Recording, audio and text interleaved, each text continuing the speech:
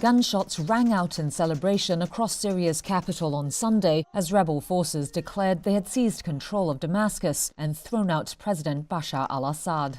That spells an end to the Assad family's iron-fisted rule and comes after more than 13 years of civil war in a seismic moment for the Middle East. After mounting a sudden advance a week ago, the rebels on Sunday announced on state TV that they had toppled the president, calling him a tyrant.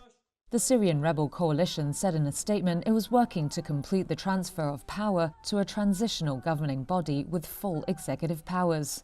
It added that, quote, "The Great Syrian Revolution has moved from the stage of struggle to overthrow the Assad regime to the struggle to build a Syria together that befits the sacrifices of its people." Assad, who had crushed all forms of dissent, flew out of Damascus for an unknown destination early on Sunday, according to army sources. Russia's foreign ministry later said in a statement Assad had left the country after giving orders for a peaceful handover of power. As people celebrated the government's collapse in cities such as Aleppo, Syrian Prime Minister Mohammad Ghazi al-Jalali said he had been in contact with rebel commander Abu Muhammad al-Golani to discuss managing the transitional period. That marks a notable development in efforts to shape Syria's political future. The Prime Minister also called for free elections so Syrians can choose the leaders they want. But that would require a smooth transition in a country with complex competing interests, from Islamists to groups linked to the United States, Russia, and Turkey.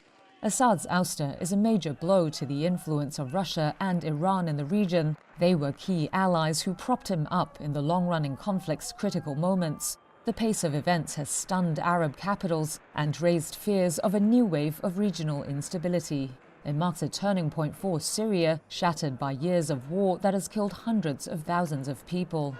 It has also forced millions abroad as refugees, many of them seen cheering on Sunday on the streets of their adopted homes from Lebanon to Germany. Western governments have long shunned the Assad-led state, but now they have to decide how to deal with a new administration that looks set to be influenced by a group globally labeled as terrorists. Led by the commander Golani, Hayat Tahrir al-Sham, or HTS, is Syria's strongest rebel group. It used to be an al-Qaeda affiliate, and some Syrians are worried that it will impose draconian Islamist rule.